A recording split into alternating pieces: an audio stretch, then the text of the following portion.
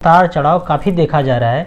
Investor अगर 5,000 रुपये invest किए हैं, 10,000 इन्वेस्ट किए हैं, थोड़ा सा पैसा कम हुआ है, 10-15% कम हुआ है, तो डर के वो पैसा रिडीम कर लेते हैं, निकाल लेते हैं और फिर म्यूचुअल फंड में कभी नहीं आते हैं। अगर आप डर के गिरावट में पैसा निकाल लिए तो फिर लंबा समय लगता है उनको समझने में कि म्यूचुअल फंड अच्छा चीज़ है, समझा ही नहीं सकते हैं, बहुत दिक्कत होता है।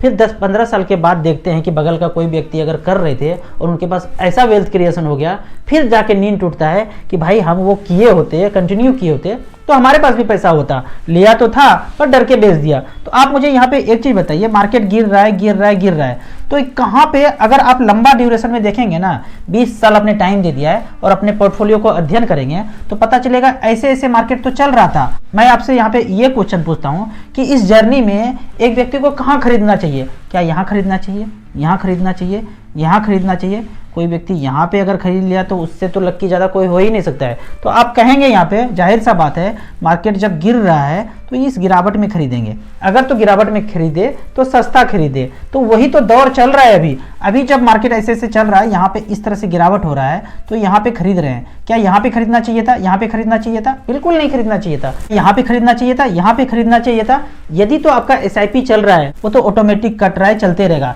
लेकिन आपके पास लमसम पैसा है तो जरूर गिरावट में खरीदना चाहिए। इस गिरावट में खरीदेंगे तभी आपको 15% से बेहतर रिटर्न मिल सकता है। मैं आपको सेंसेक्स का एग्जैक्ट ग्राफ दिखाता हूँ। यहाँ पे सेंसेक्स इसी तरह से चलता आया है। ये तो लंबा समय का है, 20 साल 25 साल का रिकॉर्ड है, लेकिन पिछले 1 महीना का रिकॉर्ड देखूं तो इस तरह से चल रहा है। तो यहाँ पे था और गिरते गिरते यहाँ आ गया। तो सोचिए कि यहाँ पे किसी ने खरीदा, फिर यहाँ पे इस तरह से चलता गया। कोई यहाँ पे अगर खरीद लिया तो उसको जाहिर सा बात है ज्यादा यूनिट मिलेगा, क्योंकि रेट गिर गया है और आप पैसा लगा रहे हैं तो आपको ज्यादा यूनिट मिलेगा। तो इस तरह से पिछले 1 महीना का चाल है।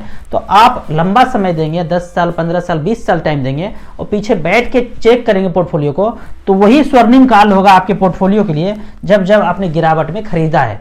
तो यहाँ पे मैं ये बोलना चाहता हूँ कि आप जो भी पैसा लगाए हैं, गिरावट हो गया है, होल्ड करके बैठना है, रुकना है, इंतजार करना है, फिर मार्केट बढ़ेगा। ऐसा नहीं कि नहीं बढ़ेगा। आप